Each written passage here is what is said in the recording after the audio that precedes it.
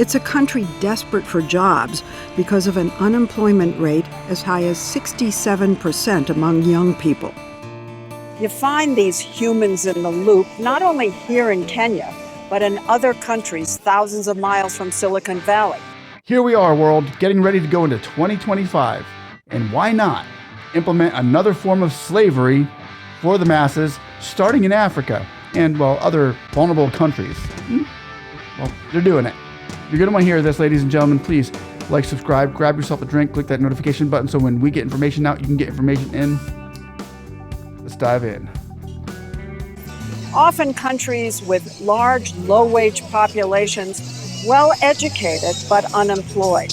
Honestly, it's like modern-day slavery because it's cheap labor. Whoa, what are you? Whoa. It's cheap labor. Like modern-day slavery, because big American tech companies come here and advertise the jobs as a ticket to the future. But really, she says, it's exploitation.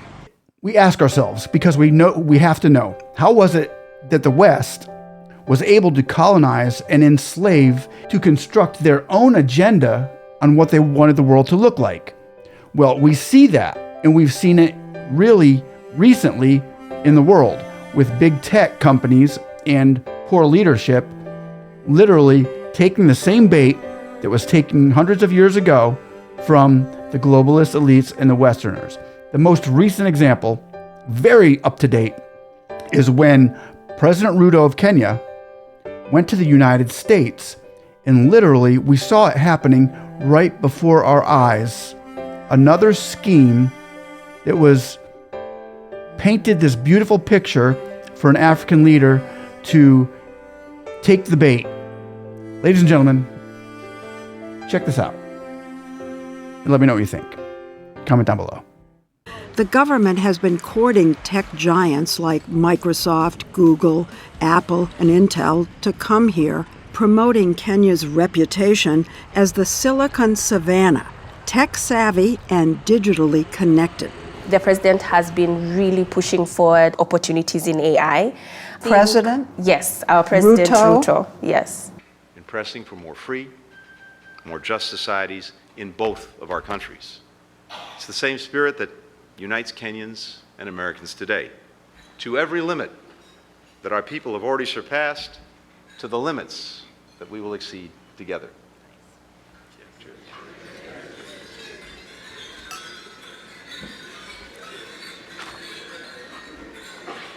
And to welcome President Ruto and Mrs. Ruto.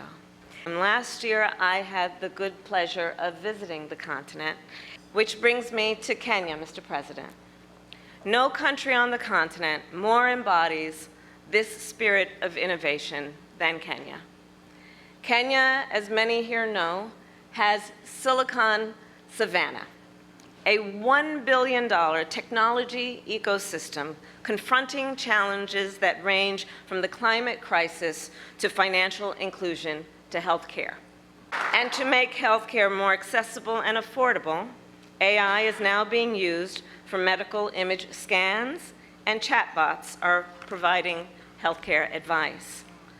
President Ruto, innovation has flourished under your leadership. You and I just left a fireside chat at the U.S. Chamber of Commerce. Your leadership has been extraordinary. And as I shared with you, with our Ambassador Whitman, you really, as a leader, symbolize the importance of the partnership between the United States and the continent. You ran, Mr. President, on a platform of promoting entrepreneurship and strengthening your economy. You have spoken powerfully about the need to bridge the digital divide and that innovation will drive economic growth. Your work and this visit reinforces the point that African ideas and African innovation will help shape the future of the world.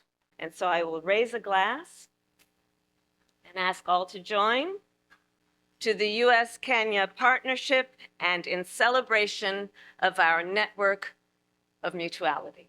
Cheers.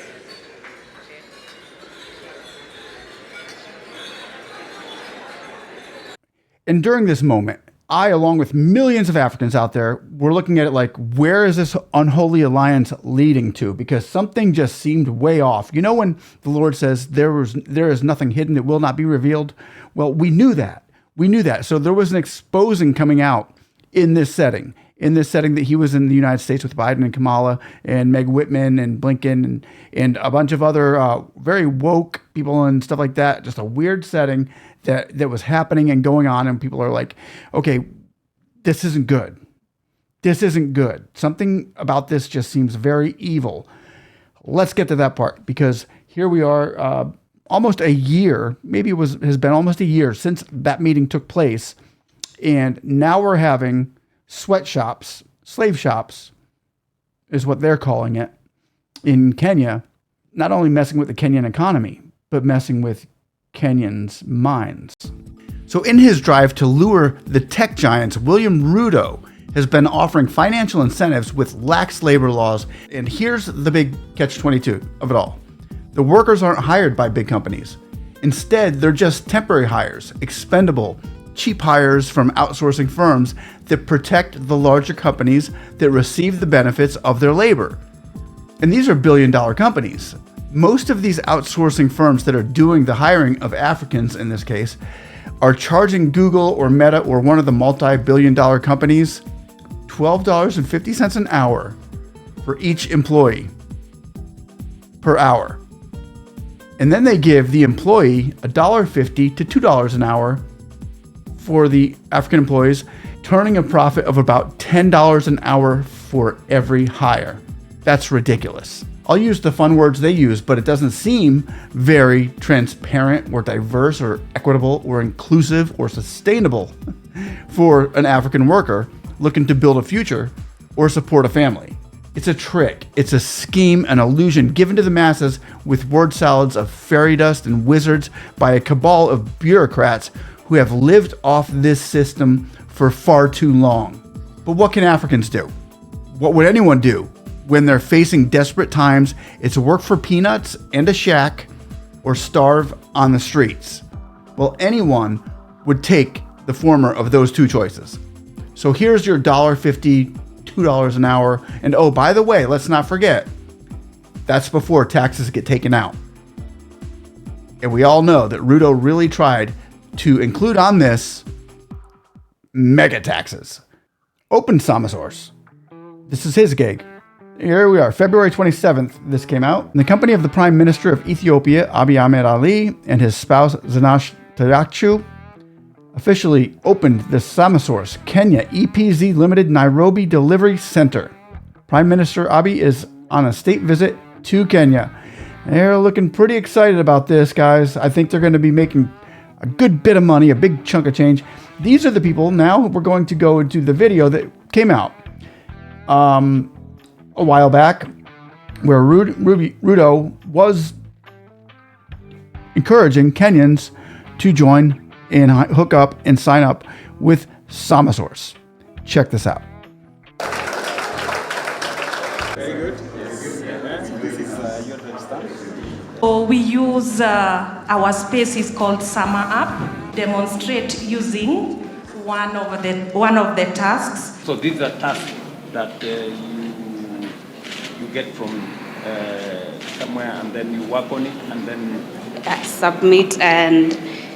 So as the leaders are being shown that this is such a great thing for their country, do they know what the logistics are behind it before they let it in? In documents we obtained, OpenAI agreed to pay Sama $12.50 an hour per worker, much more than the $2 the workers actually got.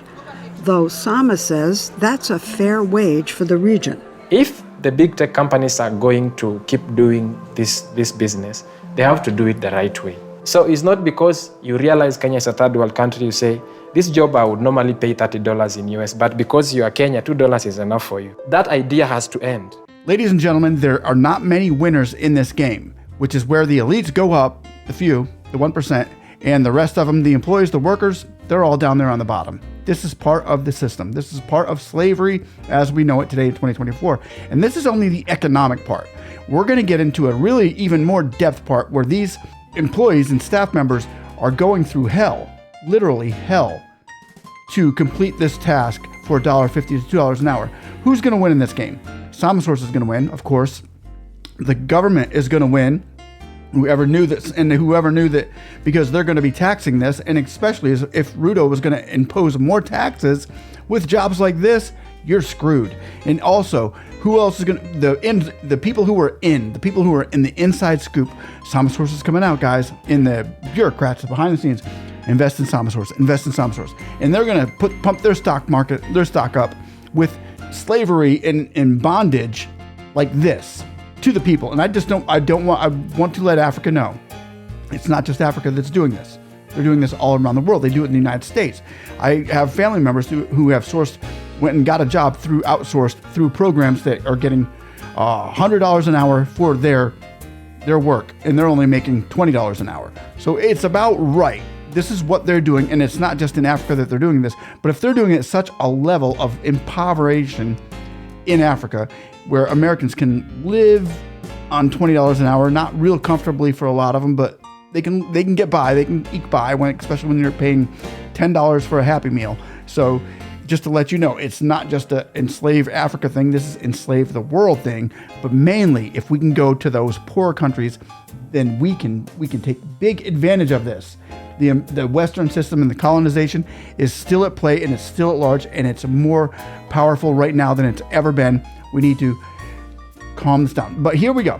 I'm going to let this play through a little bit, but I want to really hit hard on the mental aspect of this as well. The mental aspect of where it's embedding its ideology in AI is such an evil, in a way, such an evil thing that's happening throughout the world right now, that people are going to be walking and talking AI. It's a programming that's taking place in the minds, but what it takes to make that programming is having a big effect on everybody involved. Take a look.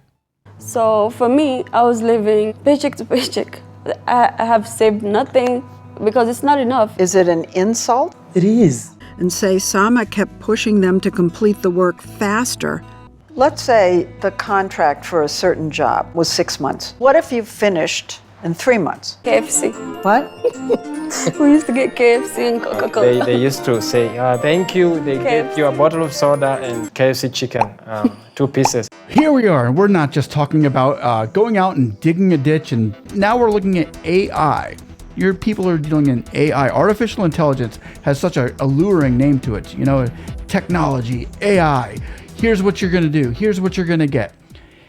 But we're seeing the other side, the digging ditch side of it, where there we go. We're going to put another category of workers down as far as we can. And if they do well, This means on every other Friday we could afford KFC. Here, have some chicken. Here, have a coupon. Here's $5 off to your next visit at Taco Bell. Here we are with the elites making all of this money on your minds, from your minds, and in your back, and we're off your backs. But we're not talking just about regular people who just didn't even go to school. They dropped out in the 9th grade to go dig ditches and build a family. But here we are in such a high elitist category of technology and innovation and inclusivity and diversity and all of this through this. But now we're seeing really, really what's behind it all. And ladies and gentlemen, this is just the tip of the iceberg. Check this out. I looked at people being slaughtered, people engaging in sexual activity with animals, people abusing children physically, sexually, people committing suicide. Yes, all day long, 8 hours a day, 40 hours a week. That just sounds like mental torture. Or if you're built that way up here to deal with stuff like that, okay, maybe you could do that and you would get paid a substantial amount of money, I would hope, to let your mind take that stuff in. Otherwise, to me, it's just mental torture. And you couldn't pay me enough, yet alone $1.50 to $2 an hour. The workers told us they were tricked into this work by ads like this that describe these jobs as call center agents to assist our clients' community and help resolve inquiries empathetically. I was told I was going to do a translation job. Africans beware. I was told I was going to do a translation job. And I did what? I was basically reviewing contents which are very graphic, very disturbing contents. I was watching dismembered bodies or drone attack victims, you name it. Whenever I talk about this, I still have, flashbacks. Can't put a price on that. I find it easy to cry than to speak. Are you a different person? Yeah, I'm a different person. I used to enjoy my marriage, especially when it comes to bedroom fireworks. But after the job, I hate sex. You hated sex. You cannot put a price on that. After countlessly seeing those sexual activities, pornography on the job that I was doing, I hate sex. I remember there was a time in 20, 30 years ago when the internet was first coming out and I clicked on something. It had nothing to do with the tag that I clicked on. It had nothing to do with what it said, what it was. I clicked on it and this image came up and I still have that image. And that was 20, 15 years ago. And it's happened throughout, my life on the internet. And I'm sure it's happened to a lot of you out there where you clicked on something and you're like, boom, image comes up and you're like, whoa, what the heck is this? And you click off of it, but that image is still there. It's still there and it still affects you. It still becomes a piece of you. It's something you try to delete it, and you can't. You can't just like drag it over and drop it into a bucket to say it isn't gonna pop up anymore.